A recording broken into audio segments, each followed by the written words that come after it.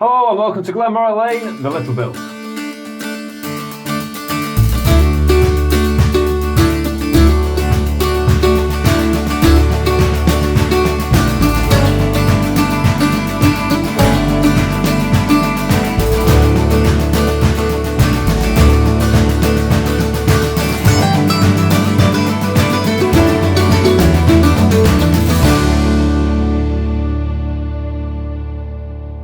I'm your host for the show, Mark Griffiths, and I'm going to take you around the design and build of this layout and the equipment that we're going to use. You need your technical hat on for this one because it's going to be quite technical. If you're not the technical type, then you want to stick to the layout updates. But if you really want to know what actually makes this layout tick, this is the show for you.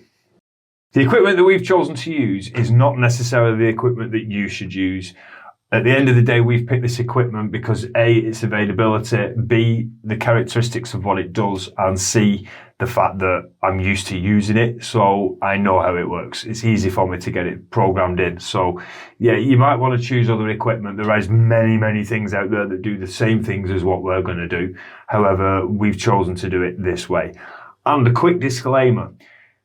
This is not the definitive way to build a layout. This is the way we've chosen to do it. There are many different ways. I'll talk about different ways of doing some of the stuff that I've actually done and point out there are other ways to do it. It's just that we've chosen to do it this way because, it suits what we're doing and our capabilities, and it's just right for us.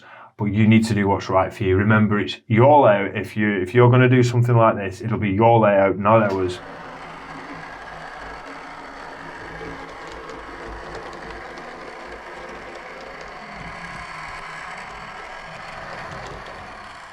Let's start at the beginning. The first thing that we're going to talk about, the track. We're using Pico Code 75 with a mixture of metal and insulated rail joiners. Now, we are intending on running this automated with block detection. So the use of insulated joiners is a must, especially with block detection.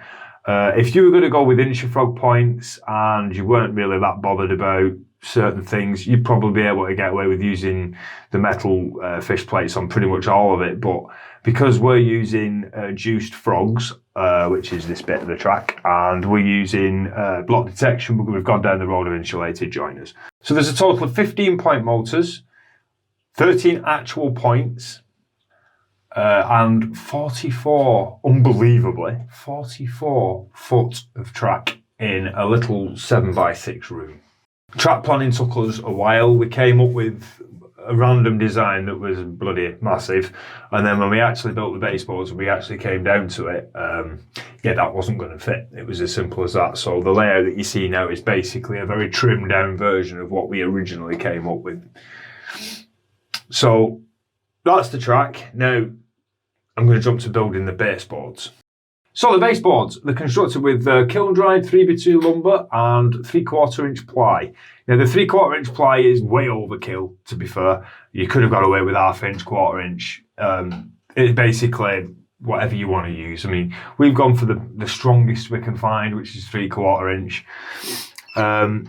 They were constructed basically with a ledger along the wall, screwed to the wall, and then a frame coming out with some legs on, and then the ply cut and screwed to the top. We've then faced it with some skirting board, which Andy's done an absolutely bang-up job of painting it, making it, it looks like it should be here. And believe me, this is really strong. I could stand on this, walk on this. There's no flex in it. There's no bend. It is incredibly strong. On top of that, we've now laid some cork flooring tiles. These are self-adhesive sticky back available from Screwfix, B&Q, pretty much anywhere that sells carpet or anything like that, you'll be able to pick these up.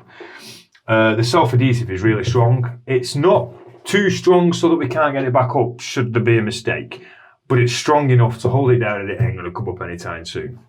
We then cut some small strips that were probably, I would say, almost 10 mil either side of the track, just rough cut. And we've laid it, we basically laid the layout, laid the track down onto the cork, drew round the track, took the track up, and then laid the strips to cover the layout of where the track was going to be, and then relaid the track. It's on, off with the track just to get everything sorted. But once you've got through all that, eventually it's down, and it's down for good. We used, I don't know, there was a comment on on the layout update video about these screw heads. Now these screws that you can see here, let me just shift that. These were all over the layout. Basically, these are just temporary pins. Now, what these allow us to do is, if say that the incoming angle of this track here isn't just quite right to meet the point, we can make an adjustment by backing the screw off, and you can push the track left and right, and it allows us to gauge things correctly, make sure that the lines are straight, make sure that the points are working properly, making sure track spacing is correct. We can play with it using these screws. Once we're happy with the location of the track, we then switch to a more permanent method. Now, in this case, what we've done is use trap pins, but again, these are only going to be temporary, but it does allow us then to ballast and glue in between, and then we can just lift the trap pins out later and just get rid, so that, you know, basically it just looks good. So that's the basic way that we actually fit the track. Doing the points, it was a simple case of you mark 4 dots on each corner of where the point mortar needs to be. You lift the point up underneath, you then go in the middle and drill through with a spade bit. Now, I've oversized these holes. They didn't really need to be this big, but it does help to make sure I can actually look through the hole and see what's going on. We're going to have some issues when it comes to ballasting because I've done these a little bit too big, but we'll work around that at a later date.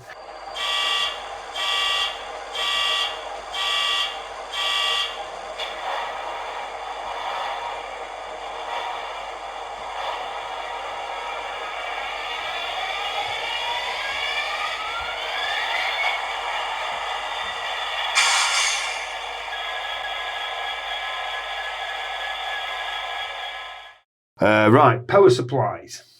We are running a Z21 controller, and it's the white edition. Now, I use a black edition for building the ELR, basically because the black edition allows me to bolt on a lot of extra equipment, and with the building the ELR layout being in the tens of meters long, I need that extra equipment, whereas with a layout this size, you don't. So we went for the white edition to run this one because it's half the price for starters and still delivers the same thing that we need.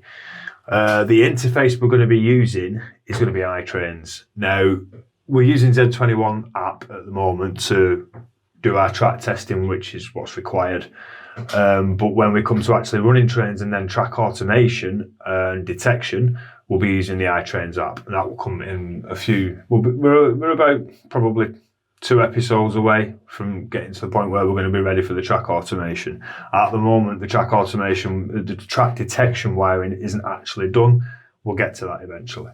So if we turn our attention to the wiring, underneath we have the DCC Concepts ADS4SX, which is currently running the point motors. They are Pico PM1 point motors. We have an option of 2 different ways of juicing the frogs. We can do it through the PM1, because obviously the PM2 doesn't come with a frog juicer, but the PM1 does. So we've fitted PM1s in this case, and we've also got the option of juicing the frogs through the ADSX as well, ADS4SX, sorry. Now, that has actually worked out in our favour, because when it actually came to doing the frogs on this crossover in the middle, I couldn't rely on the PM1 point motors for that. I had to use the ADS4SX to juice these frogs because the PM1s were already juicing the 4 points here. So we went down that road. Right, so just taking a look at that. This is the lift up section of the board. This gives you a very good idea of what it is we're actually wiring up and how we're doing it. So these are your PM1 point motors. One there, one there, one there. That's your DCC Concepts ADS4SX. That's basically your solenoid changer. And this black cable coming in here is the power supply from the DCC controller. It's then split off to all the track feeds. So each one of these is a track feed. Now the yellow cables are the frogs. And as you can see, these frog wires go back to the ADSX unit. I'm using ADSX to switch the frog polarities on this section over here. any ribbon cable, you've got this red, green and white ribbon cable is the point cable. And there will be, is it white, Andy? We're using white, I think, did we say white? Yeah, we will. Yeah, so any white cables will be block detection cables. You can see some ribbon cable and a yellow cable here, and they're coming from a point which is just past here. But with this being a 4-way, we'd only use 3. So the point that's just before the split for the table, we've run the power down and round and up and round here so that it's onto this unit here. So that's basically the wiring on these absolutely very, very nifty little block connectors, 1 into 3 on each side, so you can run your cable in there and then split it into 3 separate. Now, each one of these holes will take 3 of these dropper wires. So technically I can run 9 droppers off one of those junction boxes there, or 6 if you include the power feed coming back out and going into the next one. And that's pretty much it for the wiring. So, as far as the actual scenery construction is concerned, we are currently in the process of putting some buildings together. We've got the station building, we've got the shed and the brewery, the distillery, sorry, that's being built at the moment. Basic platform construction has started, so we're using a bit of scrap, 3/4 inch ply, which I don't know if you can see from that angle, but it really does work a treat. I mean, there's going to be a couple of layers of plastic on top of it to bring it up, and by the time the platform paving is down, it should be at the exact height it needs to be. We're going to have the station building over here, and is currently constructing that at the moment. Little edge of a platform there, then you've got your 2-length platforms coming down here. These will be covered with a layer of plasticard on either side with stone facing, double gauge stone facing plasticard, and then on top of that there should be some plain plastic, 1.5 mm thick I think it is, with some paving slabs on top of that, the paving embossed plastic paving on top. So that's the basics construction of the platform. We're going to get to that over the next week. It should be done by the next update, but we'll see how it rolls. As far as the building's concerned, these are an amazing piece of kit. Andy's pointed out that the instructions with these are not the best. Let's leave it at that. But the model itself is absolutely stunning. An amazing laser cut piece of equipment, this. And they do quite a bit as well. They've got quite a good range. And I've got a feeling that range is only going to grow because these are very good quality kits. But anyway, that is the first part of the brewery building. It's not finished. It's still under construction, and it'll have its final paint and finish when it's been fitted. There's a lot more to this than you would ever imagine. But again, I'll save that for a later update. So the next steps now are going to be to put all the droppers in for block detection. And I will go into much more detail on the actual block detection side and what that is capable of in the next update.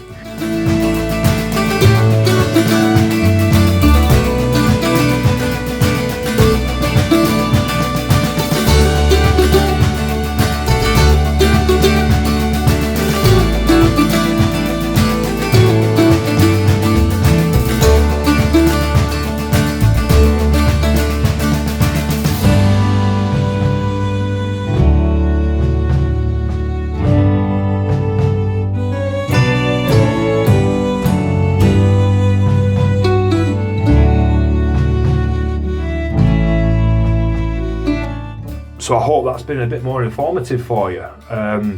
This is like I said, this is more the technical side of things now. The layout updates will focus on visuals and what you see, quite a bit of running sessions and what we plan on doing next. And this series will focus on the technical side of things and the nitty-gritty details of what actually makes it work. So yeah, I hope you enjoyed it, and I shall see you next time.